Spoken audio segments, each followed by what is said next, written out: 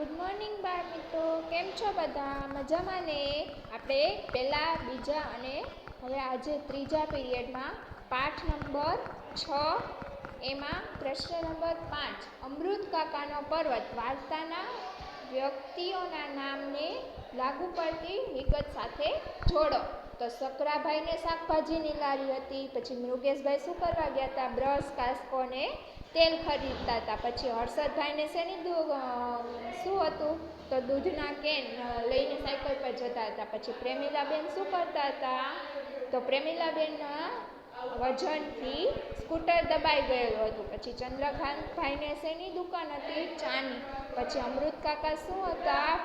અમૃત કાકાને શું હતું? તો પર્વત જેવો બળદ હતો. તો હવે સકરાભાઈને શેની હારે જોડીશું?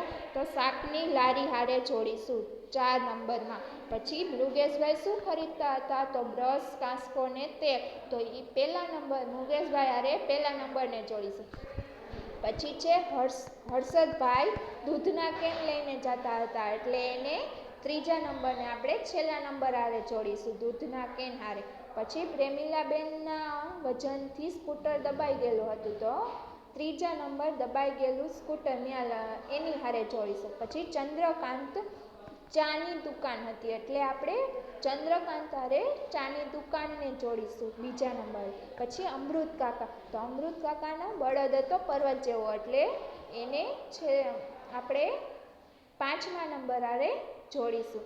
પછી છે શબ્દો ગોઠવીને વાક્ય ફરીથી લખો. તો આપણે પહેલું વાક્ય આપ્યું છે બજારનો વિડીયો. પછી આર્યન અને ઉતારતો હતો. તો આપણે વાક્ય બનાવવાનું છે એને ગોઠવીને. તો આપણે લખીશું આર્યન બજારનો વિડીયો ઉતારતો હતો. પછી બીજું વાક્ય છે લઈને જતા હતા શાકભાજીની લારી સકરાભાઈ. તો સકરાભાઈ શાકભાજીની લારી લઈને જતા હતા. પછી ત્રીજું છે તેના માટે કપડાં તૃપ્તિના મમ્મી પપ્પા ખરીદતા હતા. તો તૃપ્તિના મમ્મી પપ્પા તેના માટે કપડાં ખરીદતા હતા એવું વાક્ય બનશે. પછી ચોથા નંબરે છે દૂધ વેચવા હર્ષદભાઈ નીકળ્યા હતા. પછી આપણે લખીશું વાક્ય હર્ષદભાઈ દૂધ વેચવા નીકળ્યા હતા. પછી 5મા નંબરે છે પાછળ દોડ્યો તેના બળદ અમૃત કાકા. અમૃત કાકા તેના બળદ પાછળ દોડ્યા. પછી છઠ્ઠું વાક્ય છે ટોળું જોઈ દુકાને તો ચંદ્રકાંત ચાવાળાની.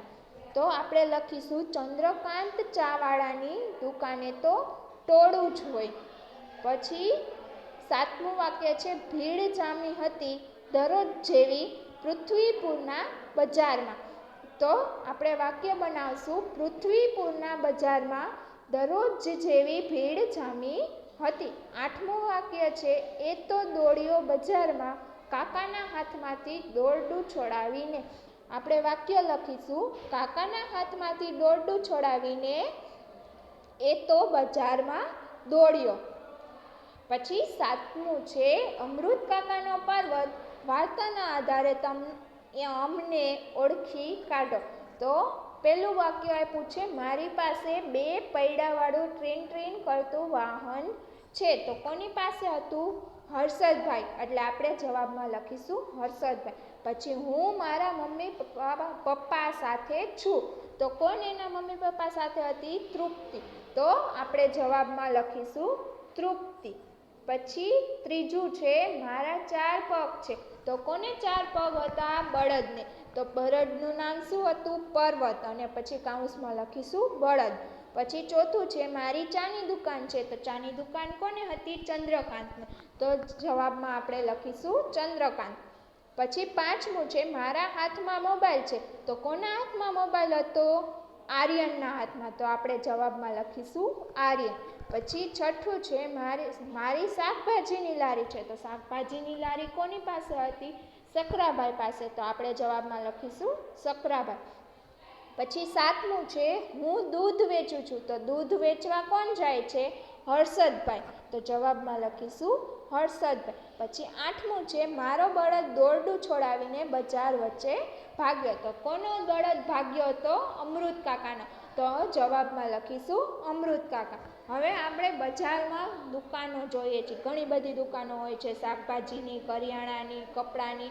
તો હવે આપણે અહીંયા દુકાનનું ચિત્ર આપ્યું છે, એના આધારે આપણે પ્રશ્નના જવાબ આપવાના છે. તો જો બાળ દોસ્તો, તમે તમારા મમ્મી પપ્પા સાથે બજારમાં તો ગયા હશો, બરાબર?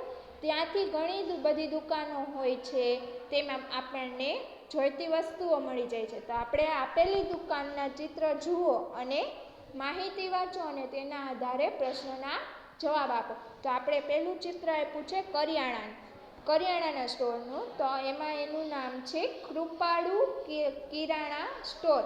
એમાં શું મળે છે? ઘી, ગોળ, ખાંડ, તેલ, અનાજ, કઠોળના છૂટા વેપારી. અને એનું નામ શું હતું દુકાનદારનું? તો સંપર્ક લખ્યું છે કૃણાલ પંચાલ, બરાબર?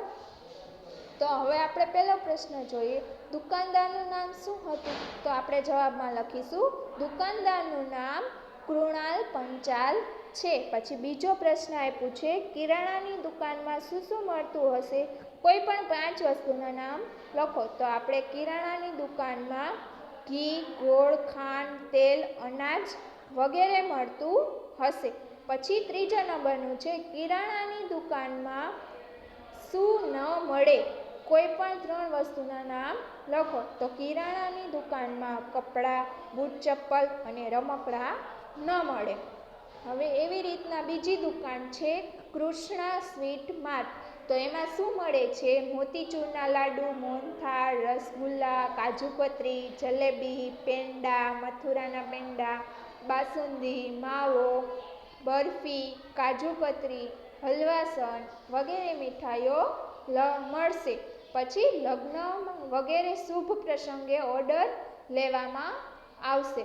અને એના સંપર્ક કરતા કોણ છે? દુકાનદારનું નામ શું છે? તૃપ્તિ યાદવ. પછી આપણે પહેલો પ્રશ્ન આપ્યો છે કે કૃષ્ણા સ્વીટ માર્ટમાં મળતી કોઈ પણ 5 મીઠાઈના નામ લખો. તો મોહનથાળ, રસગુલ્લા, કાજુકતરી, જલેબી અને પેંડા. પછી બીજો પ્રશ્ન છે દૂધના માવામાંથી બનતી મીઠાઈના નામ લખો. તો દૂધમાંથી બનતી હોય એવી પેંડા, બરફી, માવો, હલવાસન, કાજુ બરફી અને હલવો વગેરે, બરાબર? પછી છે ત્રીજું કે મીઠાઈની દુકાનમાં ખમણ, ઢોકળા વગેરે ફરસાણ પણ મળે? તો ન મળે, એટલે ત્યાં ચોકડીની નિશાની કરીશું. અને ચોથું છે દુકાનદારનું નામ ખાલી જગ્યા છે. તો દુકાનદારનું નામ શું છે? તૃપ્તિ યાદવ. તો એ આપણે ખાલી જગ્યામાં લખીશું. અને છેલ્લું આપણે ત્રીજી દુકાન આપી છે કે બેકરીની છે. તો આપણે બેકરીનું નામ છે બાર્બી બેકરી. તો એમાં શું મળે છે? બ્રેડ, પાઉં, toast, candy, jelly, toffee, biscuit, ice cream, cream roll, cake, nankhatai. અને પછી નીચે સૂચના આપી છે કે ઓર્ડર મુજબ કેકની હોમ ડિલિવરી કરી આપશું. અને એના દુકાનદારનું નામ શું છે? તૃષા ટોપીવાલા. તો આપણે પહેલો પ્રશ્ન જોઈએ કે બેકરીનું નામ શું છે? તો બેકરીનું નામ બાર્બી બેકરી છે. પછી બીજો પ્રશ્ન છે બેકરીમાં શું શું મળે છે? તો બેકરીમાં બ્રેડ, પાઉં, toast, candy, jelly trophy, biscuit, cream roll, cake, nankhatai વગેરે મળે છે, બરાબર? હવે ત્રીજો પ્રશ્ન છે બાર્બી બેકરીના દુકાનદારનું નામ શું છે? તો એના દુકાનદારનું નામ તૃષા ટોપીવાલા છે. પછી ચોથો પ્રશ્ન છે કેકની હોમ ડિલિવરી કરી આપવામાં આવે છે? રાઈટ કે સાચું કે ખોટું? તો હા, કેકની હોમ ડિલિવરી કરી આપવામાં આવે છે. પછી પાંચમું છે બાર્બી બેકરીમાંથી દૂધ, દહીં, છાશ પણ મળે છે? તો ના, બેકરીમાંથી આપણે દૂધ, દહીં, છાશ મળતું નથી, એટલે ત્યાં ચોકડીની નિશાન. આપણે ત્રીજો પીરિયડ અહીંયા પૂરો કરીએ છીએ.